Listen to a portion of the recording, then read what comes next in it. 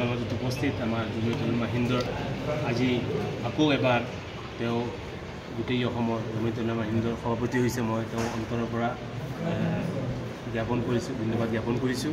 আজি আমাৰ কমিছৰ উপদেষ্টাও ইয়াত আহিছে, তেওঁলোকে আহি এই সভা সমিতিটো চাইছে আৰু তাৰ লগত তেওঁলোকে যে সংবিধানে এইটো বৈধ নে অবৈধ এই বস্তু চাইছে। আমি এজনক এতিয়া স্থিৰীকৰণ দিছোঁ, কিন্তু মই ক'ব বিচাৰি আছোঁ যে সমাজৰ কাম বা সমাজ এৰি আমি চলিব নোৱাৰোঁ। সদায় আমি এটা সমাজৰ লগত মিলি থাকিব লাগে। যিহেতু মই এই সমাজৰ আমাৰ দায়িত্ব আছে, সেই হিচাপে মোৰ মামা মুস্তাক আনৱাৰ চাহাব মোক অনুৰোধ কৰিলে যে মই ইয়াত থাকিবৰ কাৰণে মই আছিলোঁ। মই যি এইকেইদিন যি ছ'চিয়েল মিডিয়াত যি আপোনাৰ ট্ৰল চলি আছিলে, মোৰ বহুত বেয়া লাগিছিলে যে আমি ওলাই আহোঁ কিবা কৰাৰ কাৰণে, মানুহে যদি এই ধৰণৰ ব্যৱহাৰ কৰে তেতিয়া কোনো থাকিব নিবিচাৰে। ইয়াতে যোনটো দিনী তালিম আছে, আমাৰ মুস্তাক আনৱাৰ চাহাব তেখেতে এই বস্তু চাবতো গোটেই অসমত এটা দিনী শিক্ষা চাই আছে।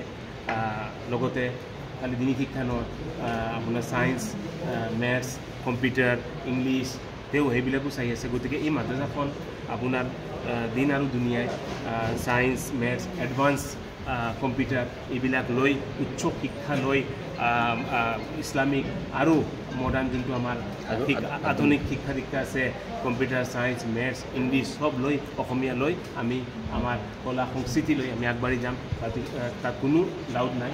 আৰু আপোনালোকে সদায় দেখা পাইছে যে আলিম উলামাহঁত যিকোনো যদি পঢ়া শুনা কৰে তেওঁলোকে এখন কোৰাণ চলিব আপোনাৰ মুখস্থ কৰিব পৰা বা হাইট কৰি লয়। তেওঁলোক বহুত টেলেণ্টেড হয় আৰু এইবিলাক ল'ৰা ছোৱালী ডক্টৰ, ইঞ্জিনিয়াৰ, IAS হ'ব, লগতে আলিম উলামা। দেখা গৈছিল যে বিগত কেইদিনমান আপোনালোকে নৱগঠিত সমিতিখন লৈ পেলাই বিভিন্ন চৰ্চা চলিছিলে, বিভিন্ন সামাজিক মাধ্যমত প্ৰচাৰ চলিছিলে। তাৰ মাজতে আজি কাৰ্যভাৰ গ্ৰহণ কৰিলে, মাদ্ৰাছাও বন্ধ হৈ আছে। এই সন্দৰ্ভত কি পৰৱৰ্তী পদক্ষেপ কি হ'ব? মাদ্ৰাছাখন বন্ধ মানে এক্সামৰ আপোনাৰ পৰীক্ষাৰ পাছত বন্ধ থাকে, খালি দুদিন প্ৰিপেৰেশ্যন কৰি দিছে। আপোনাৰ শুকুৰবাৰৰ পৰা আকৌ মাদ্ৰাছা ষ্টাৰ্ট হ'ব। আৰু যাক লৈ বিতৰ্ক কৰিছিলে তেওঁ অলৰেডি নিজেতো ৰিজাইন দিছে, নতুনকৈ কমিটি হৈছে। গতিকে তাত এতিয়া কোনো নাই, গোটেই ৰাইজৰ মাজত হৈছে, সকলো দেখা পাইছে। মই ভাবোঁ এতিয়া তাত কোনো আৰু বিতৰ্ক হ'ব নালাগে।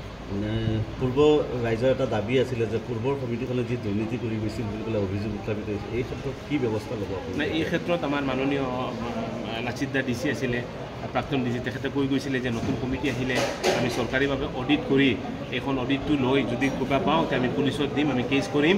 যোনে মাদ্ৰাছাৰ 1 টকা খাইছে তেওঁ সাৰি যাব নোৱাৰিব, তেওঁ জেলত যাব লাগিব। তাত কোনো ছেকেণ্ড আৰু চিন্তাধাৰা নাই, তেওঁ জেলত যাব লাগিব। ইয়াৰে পূৰ্বৰ এগৰাকী শিক্ষক তেখেতে কিছু ষড়যন্ত্ৰমূলক কাৰ্যকলাপ লিপ্ত হোৱা দেখা গৈছে বুলি অভিযোগ উত্থাপন কৰিছে বিভিন্ন সময়ত সামাজিক মাধ্যমত।